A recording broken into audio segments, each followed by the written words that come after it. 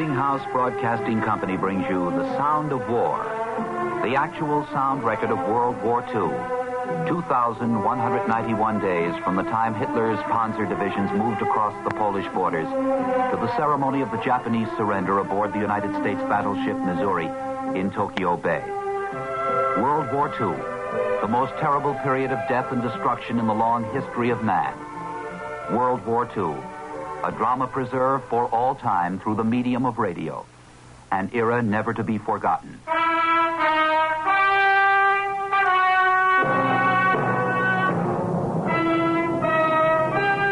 Tonight, D-Day, the beginning of the end.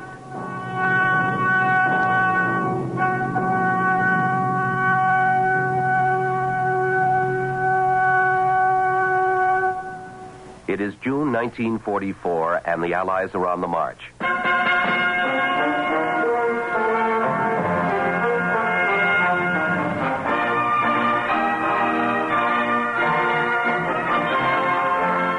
It is almost 5 years since the German army invaded Poland, and just a few months short of 3 years since the Japanese attack on Pearl Harbor.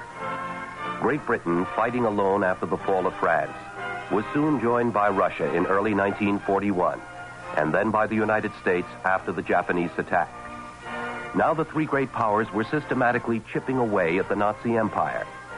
From the east, it was the massive avalanche of Russian strength. From the south and west, it was Great Britain and the United States. Everywhere in the world in June of 1944, the Allies were on the offensive. Leading up to these moments were two great victories told by the Prime Minister of Great Britain, Winston Churchill. First, it was Africa, then Egypt.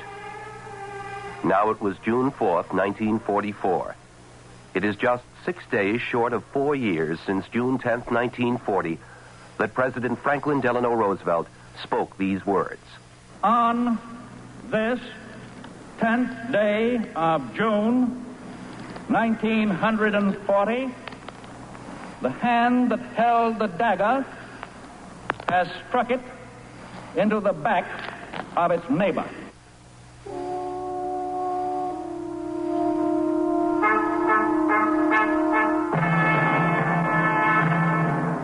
Now it is June 4th, and Judgment Day for the Italian nation is at hand. Allied troops have entered the eternal city of Rome.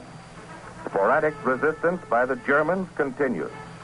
The Fifth Army has battled every inch of the way and entered the Italian capital after an artillery duel 6 miles from the city. Details just in disclose that the spearheads of Allied forces entering Rome were formed of American troops. The city was entered by the way of the Via Casalina, a famous highway into an historic city, the first European capital to be reached by Allied forces.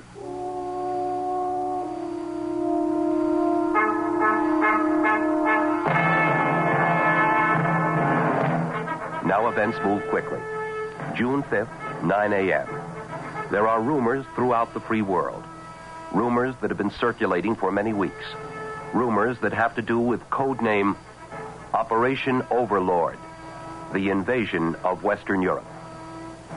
It is June 5th, 3 p.m. A coded message is sent to the French underground. The message, the arrow pierces steel. The meaning, the invasion of Fortress Europe is at hand.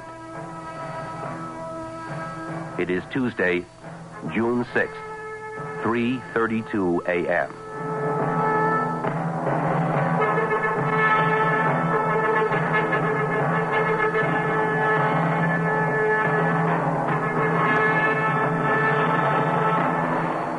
A bulletin, London. A naval officer just returned to Supreme Allied Headquarters from the French invasion beaches reports that all main points have been gained and that reinforcements are pouring across the channel in an unprecedented stream.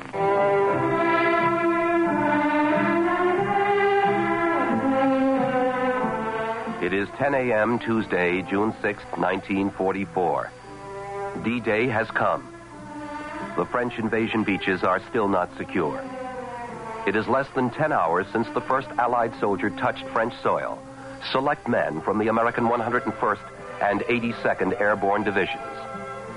Now President Franklin Delano Roosevelt speaks to the nation and the world.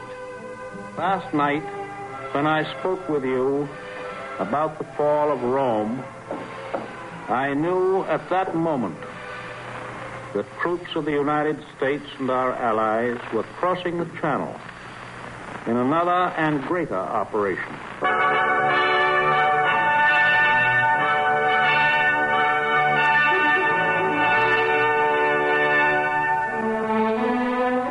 Under a protecting umbrella of Allied aircraft, the Americans and British dug in on the 5 invasion beaches. The invasion beaches, called by the simple-sounding names. The British securing the east flank, protecting Gold Beach, Juno Beach, and Sword Beach. The Americans to hold the west flank, protecting Omaha and Utah beaches. And the President led the nation in prayer.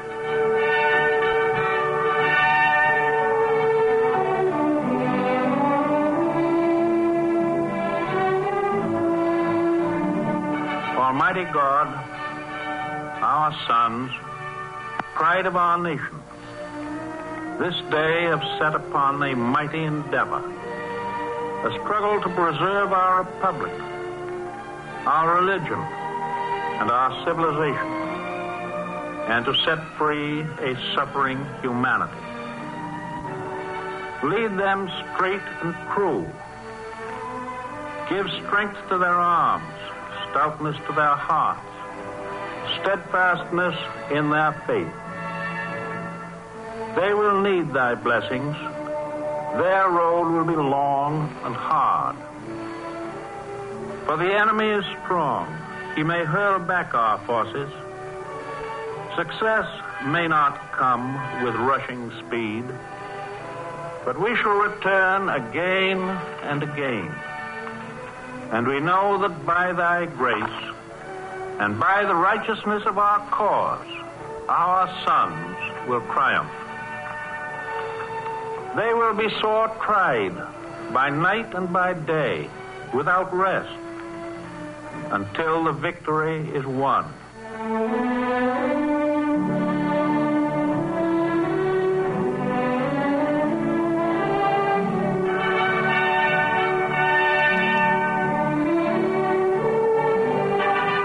Darkness will be rent by noise and flame. Men's souls will be shaken with the violences of war. With thy blessing, we shall prevail over the unholy forces of our enemy. Help us to conquer the apostles of greed and racial arrogances. Lead us to the saving of our country, and with our sister nations into a world unity that will spell a sure peace. A peace invulnerable to the schemings of unworthy men.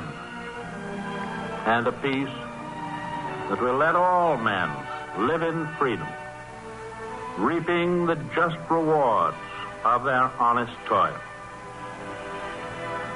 Thy will be done, Almighty God.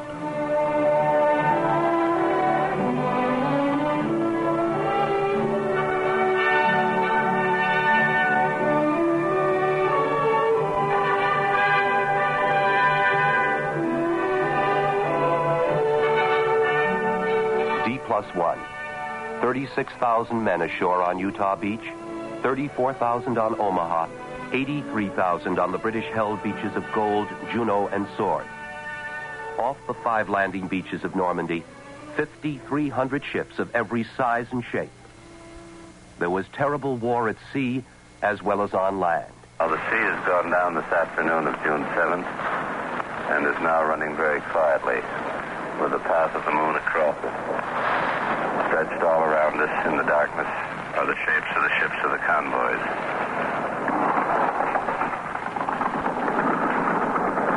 Fire is going up from warships out to sea from us in the next lane, and we could hear the harsh motor noise of the German planes overhead.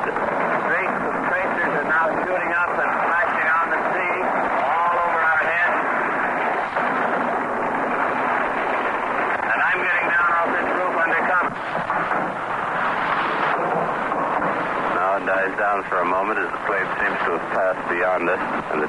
disappear. Here comes more German planes back again. The traces are rising up on all sides now. Now the motor dies away.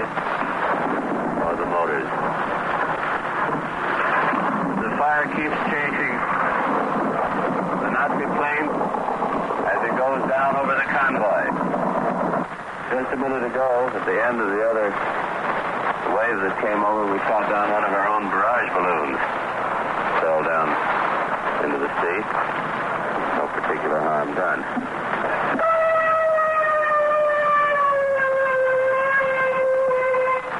There's the siren signal. The DQ General Quarters is over. The moons come out.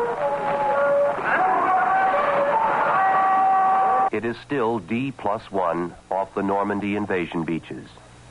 Now one of the most fantastic broadcasts in history. The actual description of a German plane being shot down by the invasion convoy. Here we go again. Another plane's come over. Right over our port side. Planes are making an arc right over our bow now. Disappearing into the clouds before they burst. Looks like we're going to have a night tonight. Get them to our boys! Something burning is falling down through the sky. And circling down. Maybe a hit plane. There we go. They got one. They got one. We got that one. It's got right here. Did we? Yeah. Put this one. Great blotch of fire came down and is smoldering now just off our port side in the sea. The lights of that burning Nazi plane are just twinkling now in the sea and going out. When the tracer starts up again and there's warning of another plane coming in. It is still D+1. The first stories of the opening minutes on the 5 invasion beaches are now being told. How did the men react when they hit the beaches? A sailor on a landing barge tells his story. Well, it seemed to me that they just didn't seem to worry about it. They went ashore, slowly, walked around, took the jobs, just as if they were on 42nd Street, just like I go out down sometimes to go window shopping. What about the wounded? Those men who were hit by the great concentration of Germany's coastal defenses. Well, I never heard them up. I didn't understand. They don't cry. They don't moan about pain, or they don't ask for any help. They just sit there, try to hang on to their jaw or whatever part of them is wounded, and they don't say anything. Now, for a few moments, the war shifts to the Pacific area.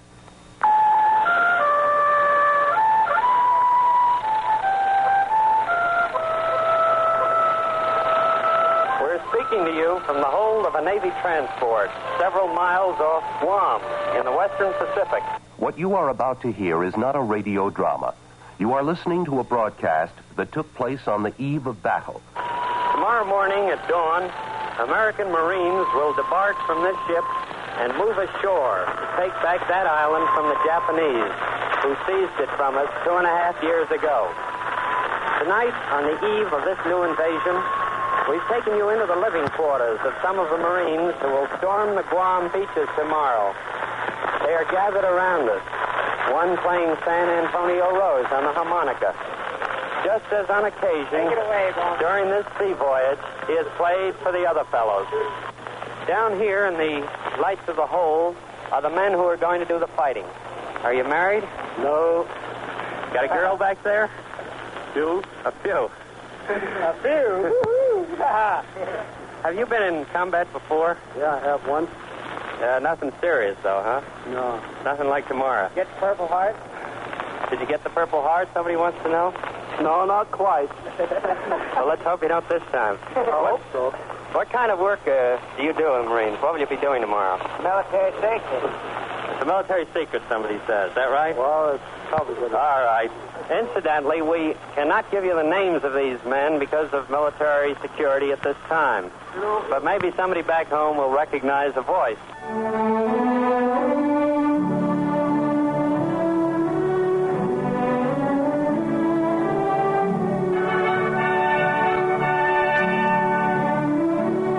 It is July 19th, 1944. The place off the island of Guam, the first United States possession to fall to the Japanese after the attack on Pearl Harbor. Guam, 1,155 miles south of Tokyo. American forces were now at the approaches to Japan's inner perimeter. The defenses in front of the home islands. The men will soon storm ashore. H hour is but 4 hours away. What are the men talking about on the eve of the invasion? You've been taking care of laundry on here. Right-ho. Are your prices pretty low, do you think? Well, I think they're reasonable, but some people I don't guess. But I think they're lucky to even get their clothes washed. Well, now, I gave you some of my clothes, and they came back starched. And iron. That's the first time I've had any starched clothes overseas. Well, you know, it's this little political pull there, you know.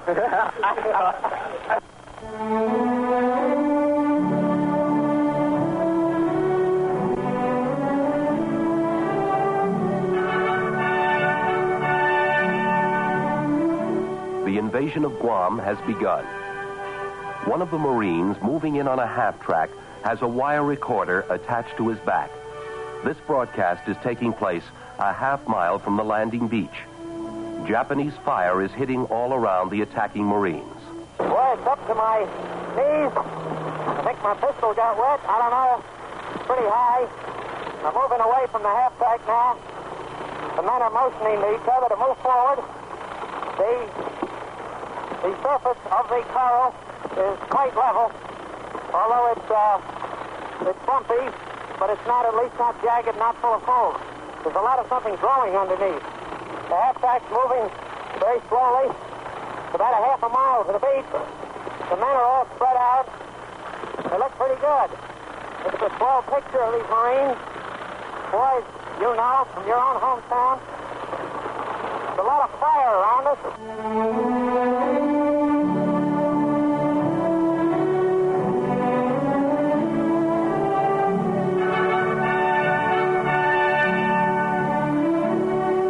Marines are now ashore on Guam. We are now in a tank. The tank is moving forward against Japanese snipers and Japanese pillboxes, clearing the way for the Marines on foot. The broadcast is imperfect. The tanker is saying, "Turn your turret on, will you? Right back here. Center your turret." Turn your turret on, will you? Right back here. Center your turret. The tank has spotted a Japanese mortar behind a tree. Listen now to the terrible sounds of war and death. The tanker is saying, "Get a mortar right behind that tree. Right behind. Oh, no, a little further. See where that green thing is right there? Fire a burst of machine gun." Got a mortar right behind that tree. Right behind it. Oh, no. Move farther. Move. See where that green thing is right there? Fire a burst of machine gun. Now he continues on. Little high, low, low, right there. There, you got him.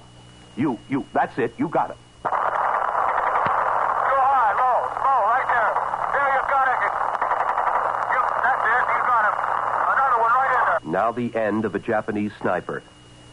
The tanker says, "Another one right in there. A bit lower, that's it. Put it right through the tree, a little lower. He's still wiggling." Another one right in there. A little lower, that's it. Put it right through the tree, a little lower. Still wiggling.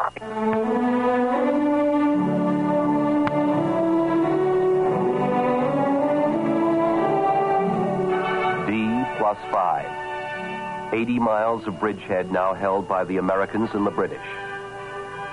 D+11. More than 500,000 Allied soldiers have gone ashore on the French invasion coast. D+20. 1 million men now on Hitler's fortress Europe.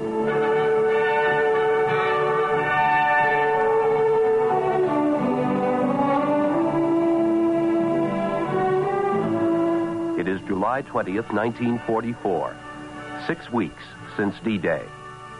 Now more amazing news from inside Germany. An assassination attempt against the life of Chancellor Adolf Hitler. He is seriously wounded by a bomb explosion. Says Adolf Hitler, "The German people are unworthy of my greatness. No one appreciates what I have done." 12 days later, Prime Minister Winston Churchill says, "I no longer feel bound to deny that victory may come, perhaps soon."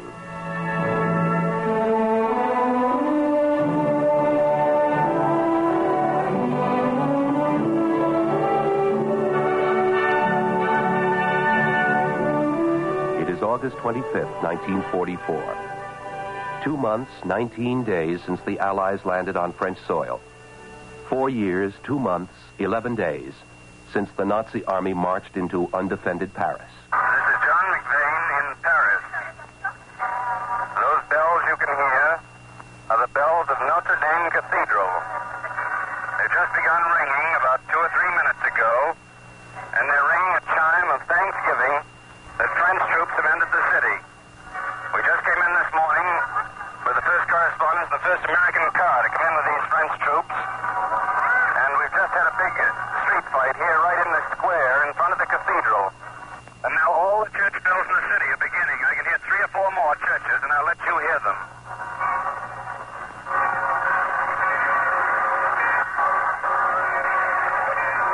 We've just had a big fight here in the square in front of Notre Dame, and we're all lying on our stomachs and hoping for the best, but we hope that's all over now, and that these bells that we hear are a sign that the last German resistance in Paris is cleaned up. Boys are ready for battle because most of them have been 4 years away from Paris, and you can judge how they're feeling when they come back and see their own folk again. The French boys are dressed in American uniform. They look like Americans, but when they open their mouths, the people know they're French. These bells are pealing out a chime of thanksgiving that after all these years, Paris is again free. When people found we were the first American car to come into the city, they overwhelmed us with kindness. They gave us wine, flowers, food, even gave us cigarettes. They're French cigarettes that cost them about $3 or $4 a packet. You can hear the crowd laugh here. Vous êtes content que nous sommes venus?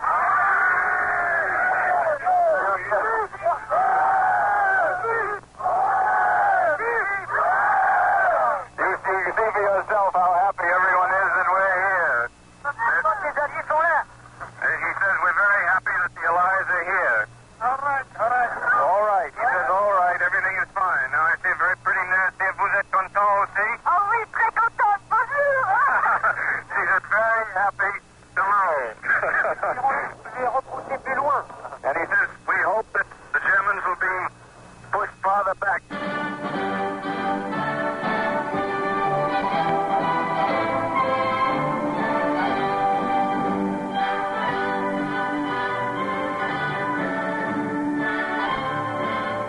Now another dramatic broadcast. It is the following day. General Charles de Gaulle, the symbol of France's defiance when the Nazis had overrun the country, walks proudly along the streets and boulevards of Paris. Says de Gaulle, "I go on foot. This is not a day for passing in review with trumpets sounding." He is about to enter the Cathedral of Notre Dame.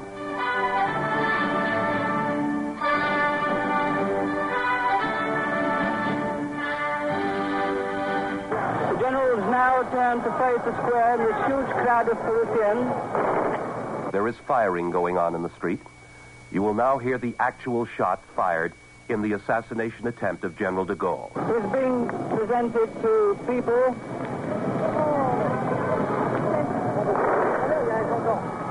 It's being received. It's being received.